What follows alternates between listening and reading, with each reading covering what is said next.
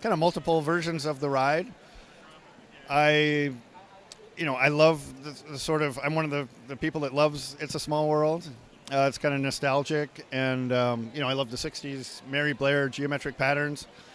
So the inspiration for this was to try and present both the inside of the ride and the outside facade of the ride.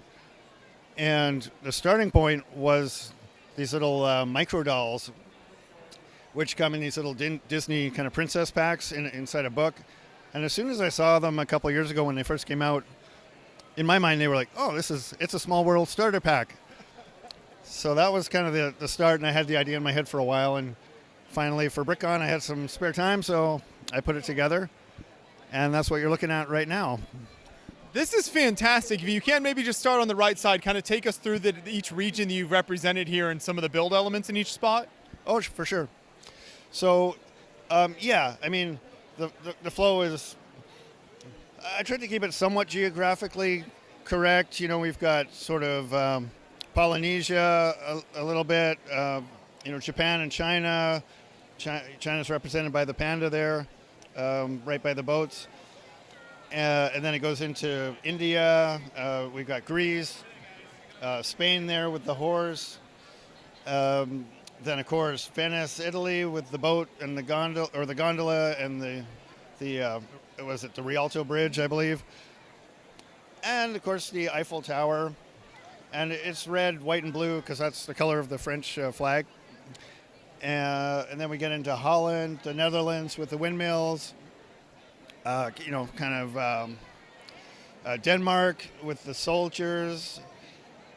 And then I was born in England, so there's a big English section there with the Tower Bridge, I believe, and the Big Ben. And then we get into the wee little Ireland over there with the pot of gold and the rainbow there. So, I was kind of limited by which microdolls were available. There were certain countries I would have liked to have done, but there was nothing really suitable. You're dealing with a lot of princess torsos and a very limited male population in that scale. But we made it work, and it's sort of, so there was thought put into like the color, the way I presented the colors, and also trying to keep it geographically, make sense. The colors are definitely what catch your eye when you first walk up to the build. Talk a little bit more about kind of the facades, because you've got some pretty thin sections here, so structurally, kind of how is all this staying up? So I only had like less than 3 weeks to build this. So the facades were, of course, the last part.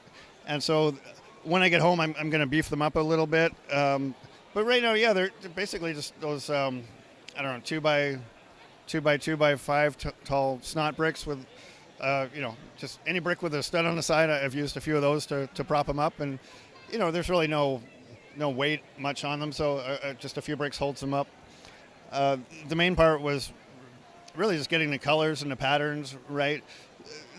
They're based on the style of Mary Blair and some of the Small World parks throughout, the different Disneylands. But this isn't really based on any particular one. I didn't look at the facades directly and recreate them. I just kind of went with the feeling.